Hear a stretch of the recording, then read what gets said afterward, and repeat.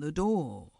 It opened inwards, and therefore the action did not alter the position of the figure, which still remained motionless on the same spot. She slightly inclined her head in token of acquiescence. "Pray walk in," said the surgeon. The figure moved a step forward, and then, turning its head in the direction of the boy, to his infinite horror, appeared to hesitate. "Leave the room, Tom," said the young man, addressing the boy, whose large round eyes had been extended to their utmost width during this brief interview. "Draw the curtain and shut the door."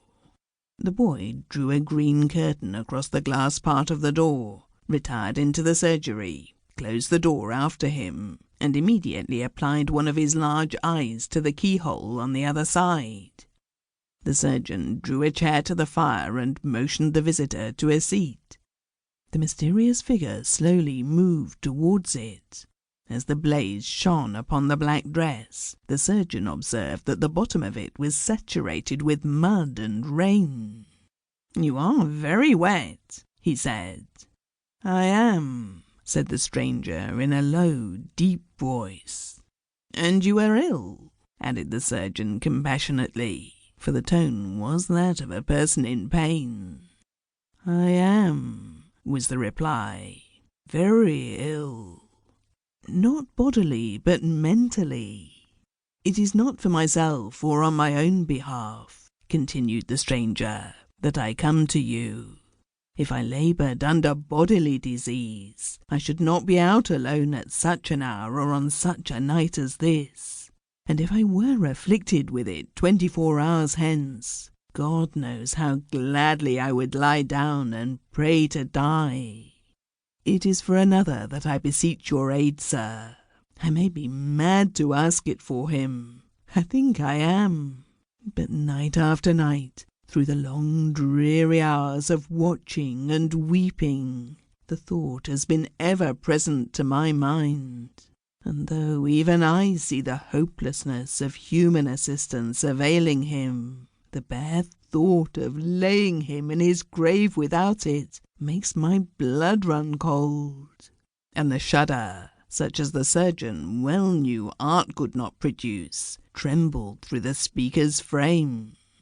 There was a desperate earnestness in this woman's manner that went to the young man's heart. He was young in his profession, and had not yet witnessed enough of the miseries which are daily presented before the eyes of its members to have grown comparatively callous to human suffering. "If," he said, rising hastily, "the person of whom you speak be in so hopeless a condition as you describe, not a moment is to be lost. I will go with you instantly.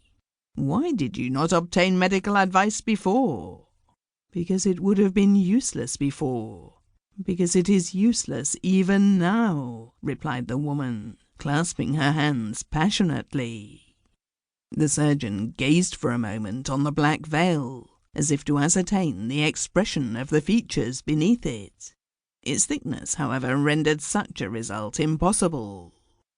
"You are ill," he said gently, "although you do not know it. The fever which has enabled you to bear, without feeling it, the fatigue you have evidently undergone, is burning within you now.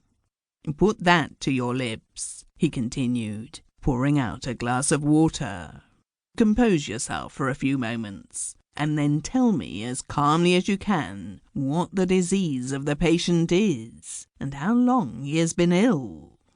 When I know what it is necessary I should know to render my visit serviceable to him, I am ready to accompany you." The stranger lifted the glass of water to her mouth without raising the veil, put it down again untasted, and burst into tears. "I know," she said, sobbing aloud, "that what I say to you now seems like the ravings of a fever. I have been told so before, less kindly than by you. I am not a young woman, and they do say that as life steals on towards its final close, the last short remnant, worthless as it may seem to all beside, is dearer to its possessor than